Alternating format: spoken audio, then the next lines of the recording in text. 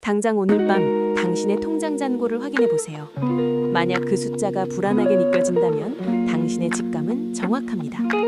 2026년 병우년, 토끼띠인 당신에게는 그 어느 때보다 화려하고 뜨거운 유혹이 찾아오겠지만 그 끝은 차디찬 빈털터리일 수 있습니다. 토끼띠 여러분, 이건 단순한 경고가 아닙니다. 2026년에 당신의 재물을 지켜줄 단 하나의 생존 전략을 지금 공개합니다. 이 영상을 끝까지 보지 않는다면 당신은 내년에 번 돈보다 나가는 돈이 더 많은 기이한 비극을 경험하게 될 것입니다. 반갑습니다.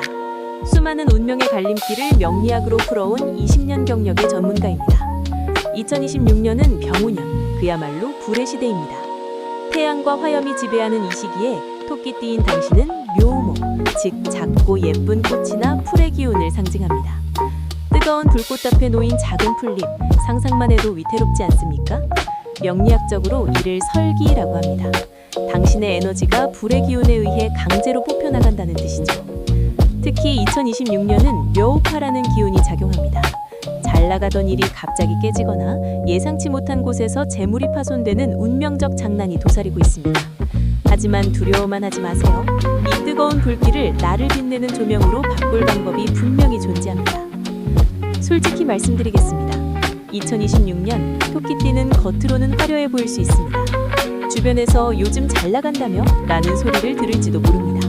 하지만 정작 본인의 속은 타들어갑니다. 수입은 늘어나는 것 같은데 지출은 폭포수처럼 쏟아지기 때문이죠. 이 시기를 놓치면 향후 10년은 고생합니다 라는 말, 이번에는 정말입니다.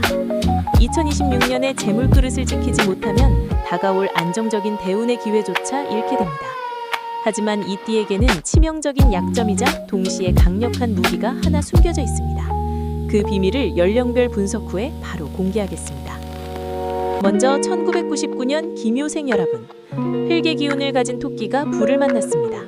불이 흙을 구워 단단한 도자기를 만드는 형국이죠. 사회 초년생으로서 돈을 벌고자 하는 욕구가 최고조에 달합니다. 하지만 주의하세요. 보여주기식 소비가 당신의 발목을 잡습니다. 명품, 자동차, 과시용 여행, 올해는 무조건 저축이 답입니다. 당신에게 2026년은 재물을 모으는 해가 아니라 재물을 담을 그릇을 굽는 해라는 걸 명심하세요. 1987년 정묘생 여러분, 당신은 불을 품은 토끼입니다. 2026년의 거대한 화염은 당신에게 엄청난 창의성과 인적력을 선물할 겁니다. 아이디어가 돈이 되는 해입니다. 하지만 묘파의 영향으로 동업이나 금전거래에서 뒤통수를 맞을 확률이 99%입니다. 절대 남에게 돈을 빌려주지 마세요. 그 돈은 돌아오지 않을 뿐만 아니라 당신의 운 자체를 꺾어버릴 겁니다. 1975년 을묘생 여러분, 순수한 나무의 기운인 당신에게 2026년은 가장 위태롭고도 찬란한 시기입니다. 당신의 능력이 만천하에 드러나며 명예가 올라갑니다. 하지만 나무가 너무 빨리 타버리는 화다목분을 조심해야 합니다. 과로로 인한 건강 악화가 곧 재물 손실로 이어집니다. 몸이 아파서 일을 못하게 되면 들어오던 돈줄이 끊깁니다.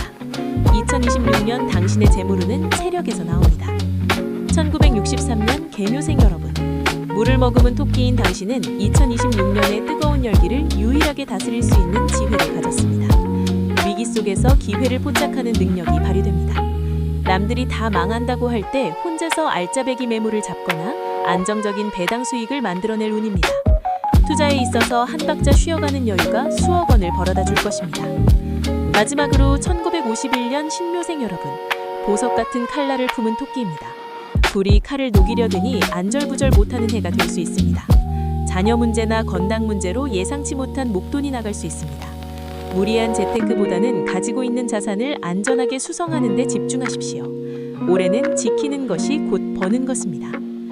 자, 이제 60% 지점에서 영상의 핵심인 대반전을 공개하겠습니다. 모두가 토끼띠는 2026년에 돈이 샌다고만 말하죠. 하지만 아무도 모르는 비책이 하나 있습니다. 묘파에 깨지는 기운을 거꾸로 이용하는 법, 낡은 것을 부수고 새로운 것을 세우는 리모델링이나 재건축, 혹은 오래된 나쁜 습관을 버리는 자기 혁신에 돈을 쓰세요. 그러면 운명의 신은 당신이 재물을 파괴한 것으로 간주하고 더 이상의 재물 손실을 멈춥니다. 이를 명리학에서 액땜이라고 하죠.